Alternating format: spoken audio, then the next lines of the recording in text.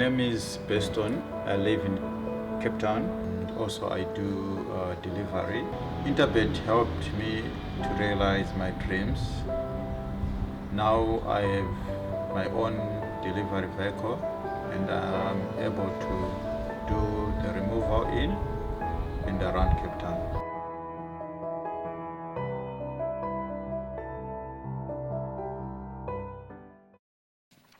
We're on to the lucky last, which is race number 8, and all things being equal, it is an early end to the race meeting. Wow, I didn't see that. I only saw that now. 15:55. You're home early. It's 5 to 4. What time does the race meeting start? 12:30. Half past 12. Yeah, normally it starts a half an hour early, so we're on 12:05 and we end at 15:55. That's 1,400 meters. And what we're going to do, let's have a look at what the market says at the time of recording. It's got, hey, I have to go. Did I take it down? I didn't take the betting down. Do you have the betting there, Raya? Yep, I've got it here, these. What's the horses in single figures? William Rufus, 14 to 10. 4 to 1, Count Marsh. 13 to 2, About Parmenion. Gentleman's Way.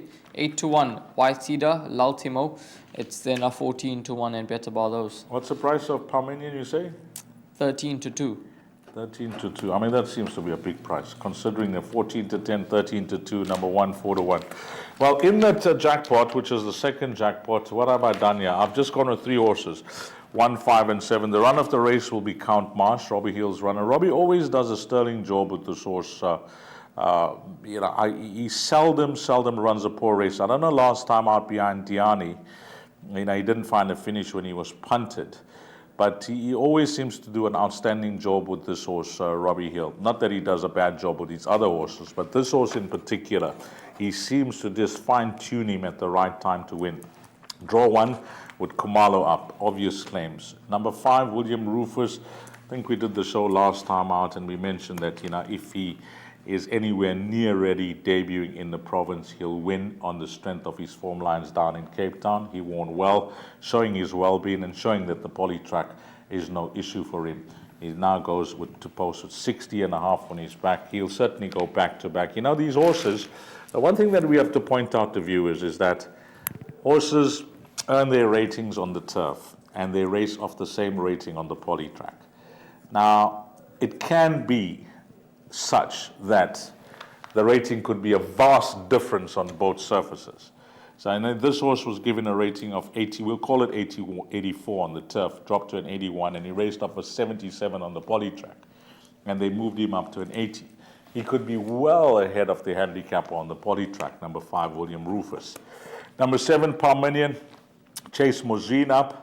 And at 13 to 2, last time out, the concern that I had, I remember doing the show with somebody was, once I liked him, is that 1,200 meters, he could be, just out sprinted, which he was, because Quest for the Best is in the form of his career from Garrett Van Zyl stable, and this horse was never going to go with a natural sprinter, having won his maiden over 1,400 meters Parmenion. So I think over this 1,400 meter trip, you'll see a different performance from him. 1, 5, and 7, but the unexposed horse, having won last time out on the poly track, when it comes to his rating on the poly track, is number 5, William Rufus. And the way he won last time out, he made that field look ordinary. I can see this horse going back-to-back.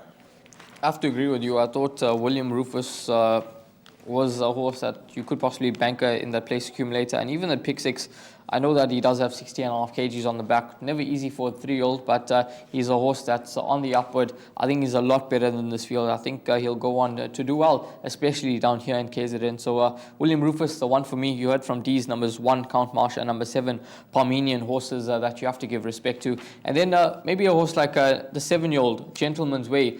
On that run behind William Rufus, there's not much to choose between himself and Parmenion, so you can include Gentleman's Way into the mix as well as maybe a bit of cover in those exactas, trifectas and quartets. But all seems to point the way of number 7, William Rufus, in race number 8, which is an early end to the race meeting at Hollywoodbets Greyville on Monday, 1,400 meters the distance, and Keegan Mello, Dean Kanamea will be looking to end off on a high.